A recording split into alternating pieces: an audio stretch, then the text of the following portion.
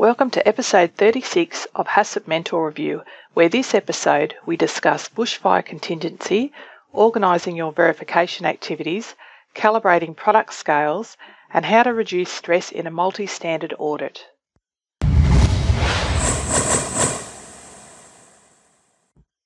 Have you got a bushfire contingency? This week I've experienced extremes of weather conditions, from working down in southern Victoria and having to wear a jumper and socks to bed, to returning home to Newcastle only to experience some of the worst bushfires this season. Because of the fires, many of our roads in and out of Newcastle were closed. Newcastle Airport was also closed for a day and a half. I was lucky to change my flight and get back home before the airport was closed. Now you're probably wondering why I'm actually telling you this. If your food business was subjected to this type of crisis, would you manage? If the roads were blocked and staff or suppliers could not get through, have you got a contingency plan in place? Take a moment to check if you have considered these questions in your crisis management or business continuity plan. As part of the HACCP process, all businesses have to undertake verification activities. Verification activities can include things like micro-testing of finished product, water testing, internal audit, and undertaking a mock recall.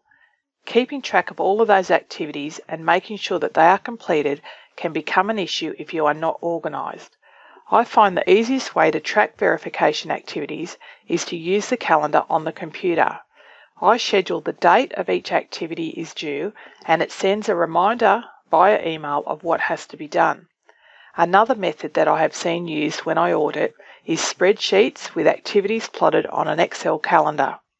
This works really well if you can also print out the spreadsheet and stick it on the wall in your office. The action for this episode is to go around and check that your scales have been calibrated. Use your calibration schedule to also make sure that you have documented the scale name, the serial number, location, and the tolerance. With more and more customers and retailers wanting to undertake their own HACCP and food safety audits, your food business may be subjected to multi-standard audits. The client that I audited in the past week was audited to 4 different standards in the one audit. It can become a bit overwhelming for the auditee to be part of this kind of audit, but the stress can be considerably reduced if you are organised. The number one thing you can do is map all of your HACCP food safety system to the requirements of each of the standards that you get audited against.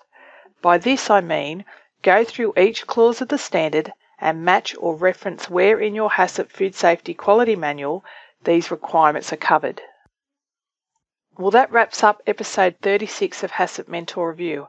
I hope you've got something out of it, and as always, I would love to get your feedback. Leave a comment below on how to organise your verification activities. Until next time, I'm Amanda Evans from HACCPmentor.com.